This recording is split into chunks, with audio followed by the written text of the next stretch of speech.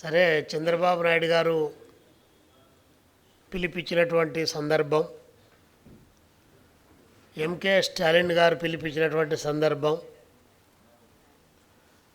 ఆనాడు జరిగినటువంటి చర్చలో భాగంగా పార్లమెంటు సీట్లు దక్షిణాది రాష్ట్రాలకు పెరగడం లేదు, జనాభా తక్కువ ఉంది కాబట్టి మనం కూడా కంటే పోతుంది కదా అనేటువంటి పద్ధతిలో పిలిపించారని చెప్పి బయట అంతా కూడా చర్చ నడుస్తూ ఉంది. అది ఆ సందర్భాన్ని బట్టి వచ్చింది కాబట్టి అది అందరూ కూడా ఆ నేపథ్యంలోనే మాట్లాడారని చెప్పి అనుకుంటా ఉన్నారు.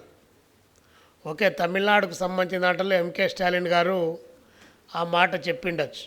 బట్ కానీ రాష్ట్రంలో చంద్రబాబు నాయుడు గారు మరొక పద్ధతిలో చెప్పాడు.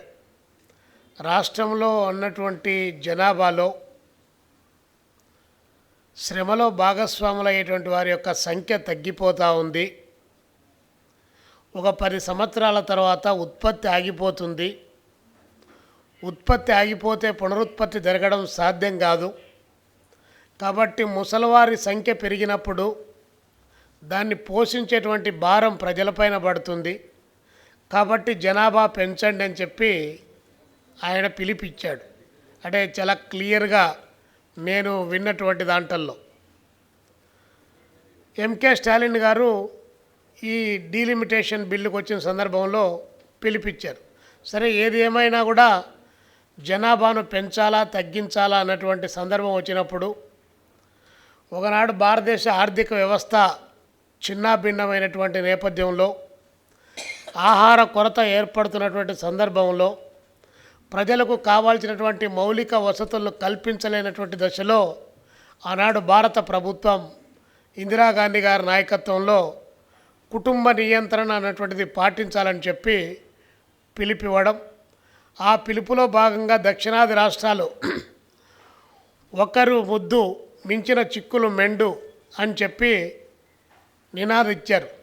నేను కూడా ఆ రోజు ఒక హై స్కూల్ విద్యార్థిగా ఉన్న సందర్భంలో కుటుంబ నియంత్రణ నడిచేటువంటి సందర్భంలో నేను కూడా ఒక నినాదం రాశాను. నాకు కూడా 850 రూపాయలు ప్రైజ్ వచ్చింది ఆ రోజుల్లో. విలువైన ఆహారం కాదు కావాల్సింది, బలమైన ఆహారం కావాలనేటువంటి నినాదాన్ని ఆ రోజు ఒక హై స్కూల్ స్టూడెంట్గా ఉన్న సందర్భంలో స్కూల్లో పోటీ పెడితే అలాంటి నినాదం ఇచ్చా. అంటే ఆ రోజు దాని నినాదానికి మనకు ఈ కుటుంబ నియంత్రణకు పెద్దగా తెలియదు. కాకపోతే ఏంది అని చెప్పి ఆ రోజు ఉన్నటువంటి ఉపాధ్యాయులు చెప్తే దాని కంటెంట్లో నుంచి చెప్పాల్సిన పరిస్థితి వచ్చింది. కానీ ఈరోజు వయసు పెరిగే కొద్దీ, మనకు అనుభవం పెరిగే కొద్దీ ఆ రోజు ఇచ్చినటువంటి నినాదం ఓహో ఇందుకోసం ఇచ్చామని చెప్పి తెలిసింది. అట్లే దేశమంతా కూడా అలాంటి నినాదం ఇచ్చారు. బట్ కానీ ఉత్తరాది రాష్ట్రాల వాళ్ళు ఇంప్లిమెంట్ చేయలే, దక్షిణాది రాష్ట్రాల వాళ్ళు బాగా ఇంప్లిమెంట్ చేశారు. అందుకని మన జనాభా చాలా తక్కువ స్థాయిలో ఉంది. అందుకని పార్లమెంట్లో సీట్లు పెరిగేటువంటి ఆస్కారం లేదు. కాబట్టి మన పాలకులు ఎవరైనా ఉన్నా ఆ పాలక వర్గాలు అసెంబ్లీలో పార్లమెంట్లో ఎన్ని సీట్లు పెరిగితే అంతమందికి పదవులు ఇవ్వచ్చు అని చెప్పి భావించేటువంటి పరిస్థితి దేశంలో దాపురించింది. అందుకనే కళ్ళు మూసుకొని పక్కకు కూడా చూడకుండా ఓకే కానీ మీరు పెట్టారు, బిల్లు పెట్టారు, మేము గుద్దుతున్నాం అని చెప్పి ఓట్లు అని చెప్పి మద్దతు ఇచ్చేటువంటి పరిస్థితి కూడా పార్లమెంట్లో ఉంది. అంటే చంద్రబాబు నాయుడు గారు కావచ్చు, పవన్ కళ్యాణ్ గారు కావచ్చు, దేశంలో ఇతరేతర ప్రాంతాలకు సంబంధించిన వాళ్ళు కావచ్చు, అంటే నరేంద్ర మోడీ, అమిత్ షా గారు బిల్లు పెట్టారంటే అందులో ఏ బిల్లు పెట్టారు ఏమనేది చూడలేదు. డీలిమిటేషన్ బిల్లు పెట్టినా, అందులో రాజ్యాంగ సవరణ సంబంధించినటువంటి బిల్లు పెట్టినా, లేదా కేంద్రపాలిత ప్రాంతాలకు సంబంధించిన బిల్లు పెట్టినా కూడా ఇది మహిళా బిల్లు అని చెప్పి దానికి అనుగుణంగా మనకి రాష్ట్రానికి అన్యాయం జరిగింది, ఇంకా ఇంతకంటే బెటర్ పొజిషన్ ఏముందో చెప్పండి అని చెప్పారు. ఈరోజు వ్యవస్థలో చాలా కిందికి దిగజారిపోయినటువంటి విలువలు పెరుగుతున్నటువంటి నేపథ్యం ఒకటి కళ్ళ ముందు కనిపిస్తూ ఉంది. ఇందిరాగాంధీ గారికి తెలియకనే అప్పుడు ఉన్నటువంటి ఆర్థిక నిపుణులు కానీ లేదా మేధావులు కానీ ఈ యొక్క ప్రొటెక్షన్ అనేటువంటిది చూసారా? తర్వాత అటల్ బిహారీ వాజ్పేయి గారు వచ్చిన సందర్భంలో 25 సంవత్సరాలు ఫ్రీజ్ చేసినప్పుడు దీనికి సంబంధించిన దాంట్లో అలాంటి చేశారా? కానీ దక్షిణాది రాష్ట్రాల యొక్క ప్రయోజనాలు కాపాడాలి అన్నటువంటి దాన్ని పార్లమెంటు వేదికగా చేసుకొని దానిపైన కొట్లాడాలి. కానీ దానికి జనాభాకు లింకు పెట్టడం ద్వారా ఈరోజు ఇంత పెద్ద చర్చ నడుస్తుంది. అందుకనే చంద్రబాబు నాయుడు గారు కనమని చెప్పారు, మీరు రెండో బిడ్డ కంటే ఏమి లేదు కానీ మూడో బిడ్డ కంటే 30,000, నాలుగో బిడ్డ కంటే 40,000 రూపాయలు ఇస్తామని చెప్పి ఆయన ప్రకటించాడు. సరే, పెద్దలంతా కూడా విశ్లేషణ చేశారు. మూడో బిడ్డ కంటే 30,000, నాలుగో బిడ్డ కంటే 40,000 అంటే మరి మూడో బిడ్డ కంటే 30,000కు ఈరోజు ఎవరైనా బిడ్డలు కండేటి వాళ్ళు చాలామంది ఉన్నారు. వాళ్ళందరూ కూడా ఆసుపత్రికి తీసుకొని వెళ్తూ ఉన్నారు, డాక్టర్ల దగ్గరికే తీసుకెళ్తూ ఉన్నారు. ఎక్కడైనా కూడా ఆంధ్రప్రదేశ్లో వైద్య ఆరోగ్య శాఖలో మనం లెక్కలు బయటికి తీసి ఎవరైనా మామూలు సాధారణమైనటువంటి డెలివరీల సంఖ్య ఎంతుంది, సిజేరియన్ డెలివరీల సంఖ్య ఎంతుంది అనేటువంటిది ఒక్కదాన్ని మనం బయటికి తీస్తే అప్పుడు తెలుస్తుంది వ్యాపార దృక్పథం అనేటువంటిది ఏ స్థాయిలో పెరిగిపోయింది అనేటువంటిది. మరి 30,000 ఇస్తే నువ్వు సిజేరియన్ ఆపరేషన్ చేస్తే ₹1,00,000 డాక్టర్లు డబ్బులు తీసుకుంటా ఉన్నారు. 30,000 ఎక్కడికి వస్తుంది, ఏ మూలకు వస్తుంది? డైపర్లు కానీ పాల పీకలు కూడా రానటువంటి పరిస్థితి మన కళ్ళ ముందు కనిపిస్తూ ఉంది. కానీ 30,000 ఇచ్చాను, మీరు సంక్రాంతి చేసుకోండి, ఉగాది చేసుకోండి, క్రిస్మస్ పండగ మీదే, రంజాన్ మీదే అని చెప్పి బాబు గారు చాలా గట్టిగా చెప్తా ఉన్నారు. మేము డిమాండ్ చేస్తూ ఉన్నాం, ఆన్ బిహాఫ్ ఆఫ్ సిపిఐగా మేము డిమాండ్ చేస్తూ ఉన్నాం. మీరు పిలిపిచ్చారు, 100 రోజులో 200 రోజులో 300 రోజులో మీరు డ్రైవ్ చేస్తాం పిల్లలు కనమని చెప్పి మీరు పిలిపిస్తున్నారు. ఈరోజు చదువుకున్నటువంటి ఐటీ రంగంలో పనిచేస్తున్నటువంటి మహిళలు గర్భధారణ చేసుకోవడానికే ఇబ్బంది పడేటువంటిది ఒకవైపు ఉంది. పిల్లలు కనడం అనేటువంటిది కాదు, వాళ్ళు కనడంలా పక్కన ఉన్నటువంటి బేబీని ఇన్స్టెంట్ బేబీలు కనాలని చెప్పి దాంట్లో ఉండితే అలాంటి గర్భధారణ చేసుకోవడానికే ఇబ్బంది పడుతూ ఉన్నారు. ఎగ్జాంపుల్, తమిళనాడులో ఈ మధ్యకాలంలోనే ఒక సినిమా వచ్చింది. అది సినిమానే కాదు, నిజ జీవితంలో జరుగుతున్నటువంటిది. వాస్తవ పరిస్థితులు ఈ పద్ధతుల్లో ఉంటే నువ్వు ముగ్గురిని గాను నలుగురిని గానంటే వాళ్ళని ఏం పెట్టి సాకాలా? ఏం పెట్టి సాకాలి? ఎట్లా సగదీడాలి వారిని? ఈరోజు నువ్వు ఇచ్చినటువంటి 30,000 40,000లో వారికి ఎడ్యుకేషన్ ఎక్కడ? కడుపులో పిల్లగాడో పిల్లో ఉండగానే హైదరాబాద్ లిటిల్ ఫ్లవర్లో మావాడు చేరాలంటే, హైదరాబాదు పబ్లిక్ స్కూల్లో చేరాలి మా పిల్ల అంటే 5 సంవత్సరాల ముందు పిల్ల పుడుతుందో పిల్లగాడు పుడతాడో తెలియదు.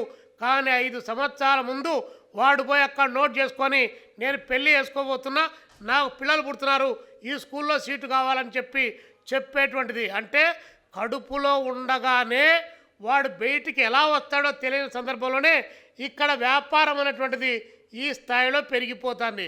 30,000 40,000 ఎవరి ముక్కులో పెడతాడు చంద్రబాబు నాయుడు గారు? మేము అడుగుతా ఉన్నాం, ఎవరి ముక్కులో పెడతాం? ఈరోజు జనాభా పెరగడం ద్వారా ఆర్థిక వనరులపైన పెద్ద ఎత్తున ప్రభావం పడుతుంది. భూమి కానీ, నీరు కానీ, ఖనిజ సంపదకు సంబంధించి కానీ, అదేవిధంగా కూడు గూడు గుడ్డ నీడకు సంబంధించినటువంటి విషయంలో కానీ అనేక రకాలైనటువంటి అంశాలపైన, ఇంకొక వైపున జనాభా పెరుగుదల ద్వారా పర్యావరణం పైన కూడా తీవ్రమైనటువంటి ప్రభావం పడుతుంది. ఇవన్నీ కూడా చూస్తూ ఉన్నారు. ఇప్పుడే చెప్పారుగా, మన బాబురావు గారు చెప్పారు కదా, ఏది వడగాల్పులు వస్తేనే గాలి కొట్టుకొని పోయి 15 మంది 20 మంది చచ్చిపోతున్నారని చెప్పి పర్యావరణంలో వచ్చినటువంటి ఎలినో ప్రభావం కానీ లేదా భూతాపంలో వచ్చినటువంటి ప్రభావం కానీ జనాభా పెరగడం ద్వారా ఆ జనాభా సృష్టించేటువంటి వాళ్ళు శుభ్రత లేకపోవడం, పరిసరాలు బాగలేకపోవడం, ప్లాస్టిక్ అనేక రకాలైనటువంటి అన్నీ వచ్చి తిరిగి మళ్ళీ అవి జనాభా పైనే పడేటువంటి పరిస్థితి ఈరోజు కనిపిస్తూ ఉంది. కానీ వీటన్నిటినీ నివారించడానికి కావాల్సిన ప్రయత్నం లేదు. జనాభా పెరగాల్సినటువంటి అవసరమే లేదు. చిన్నపిల్లలు ఎంతమంది చచ్చిపోతూ ఉన్నారు, పుట్టుకతోనే వాడు పురిటిలోనే ఎంతమంది పిల్లలు చచ్చిపోతూ ఉన్నారు, ఆకలితో ఎంతమంది చచ్చిపోతూ ఉన్నారు. అదేవిధంగా ఆడపిల్ల మగపిల్ల అని చెప్పి కడుపులో ఉన్నప్పుడు ఎవరని చెప్పినప్పుడు ఆడపిల్ల అయితే మనం సాకలేం, రేపొద్దున కట్నాలేంది, చదువులేంది, దాని భవిష్యత్ ఏంది, కాబట్టి మగపిల్లవాడైతే బాగుంటాడని చెప్పి కడుపులో ఉన్నటువంటి పిల్లలను పుట్టకుండానే చచ్చిపోయేటువంటి వాళ్ళు ఎంతమంది ఉన్నారు. మరి ఇలాంటి వాటినన్నిటినీ ఆపి అలాంటి వాటికి ప్రొటెక్షన్ ఇచ్చి అవి జరగకుండా ఉండడానికి కావాల్సినటువంటి ఒక సొసైటీని డెవలప్ చేసి దానికి కావాల్సినటువంటి ఇన్సెంటివ్స్ ఇస్తే మళ్ళా కొత్తగా పిల్లలు కరాల్సినటువంటి అవసరమే లేదు. కానీ ఈరోజు ఆకలితో చచ్చిపోతూ ఉన్నారు, రక్తహీనతో చచ్చిపోతూ ఉన్నారు, భ్రూణ హత్యల్లో పడి చనిపోయేటువంటి పరిస్థితి ఈరోజు ఉన్నారు. కడుపులో ఉన్నటువంటి పిల్లలను చంపుకునేటువంటి దారుణమైనటువంటి సామాజిక రుగ్మతలు ఈరోజు దేశంలో పెద్ద ఎత్తున కొనసాగేటువంటి పరిస్థితి ఇన్ని రకాలుగా ఉంటే వీటికి కావాల్సినటువంటి వాటిని అడ్రస్ చేయకుండా కేవలం పిల్లలు కనండి అని చెప్పి చంద్రబాబు నాయుడు గారు చెప్పినంత మాత్రాన ఇక్కడ రాష్ట్రంలో ఉన్నటువంటి మహిళలు అంత సులభంగా కనడానికి సిద్ధంగా లేరనేటువంటి అంశం ఆయనకు తెలుసు. కానీ ఎవరిపైన పడుతుంది ప్రభావం? చదువుకున్నటువంటి మహిళలు, వెల్ అవేర్ అయినటువంటి మహిళలు కొంతమంది కనకపోవచ్చు, కానీ గ్రామీణ ప్రాంతాల్లో ఉన్నటువంటి, గిరిజన ప్రాంతాల్లో ఉన్నటువంటి, ఆదివాసీలుగా ఉన్నటువంటి, అదేవిధంగా నాగరికతకు దూరంగా, అభివృద్ధికి దూరంగా విసిరవేయబడ్డటువంటి నిమ్న జాతి వర్గాల వారు నీవిచ్చే 30,000కు 40,000కు ఆశపడి పిల్లలు కనేటువంటి పరిస్థితి కూడా ఈరోజు కొనసాగుతుంది. గవర్నమెంట్ అనుకుంటే ఆ వైపున డ్రైవ్ చేస్తుంది కాబట్టి మేము సిపిఐగా ప్రతిపాదన చేస్తూ ఉన్నాం. ఒకటి, పిల్లలు కనద్దు, కనాలనేటువంటిది మహిళలు డిసైడ్ చేసుకుంటారు. ఏది ఆ మహిళలకు ఆ హక్కు కూడా లేదని చెప్పడానికి మనకు హక్కు లేదు. పిలిపిచ్చే సందర్భంలో ఏమి చంద్రబాబు నాయుడు గారు అంటే ఇప్పుడు ఆయనకు సాధ్యం కాదు, పెద్దవాడైనటువంటి వాడు కాబట్టి.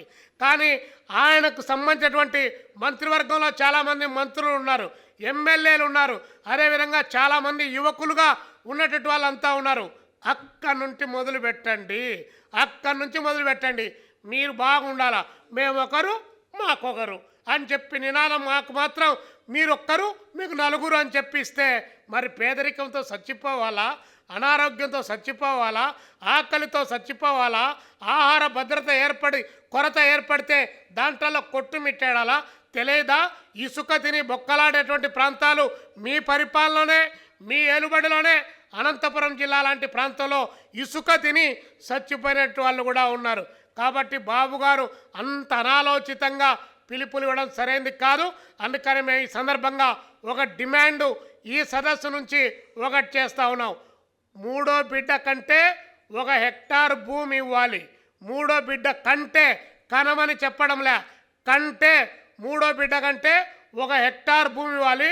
ఎడ్యుకేషన్, హెల్త్, ఎంప్లాయ్మెంటు, కూడు గూడు గుడ్డ, ఏదైతే ప్రపంచంలో ఏ దేశమైనా కూడా అభివృద్ధి చెందింది అనేదానికి సూచిక అని చెప్పి ఐక్యరాజ్య సమితి ఏదైతే ప్రకటించిందో దాని ప్రకారము కూడుండాలి, గూడుండాలి, గుడ్డ ఉండాలి, విద్య ఉండాలి, వైద్యం ఉండాలి.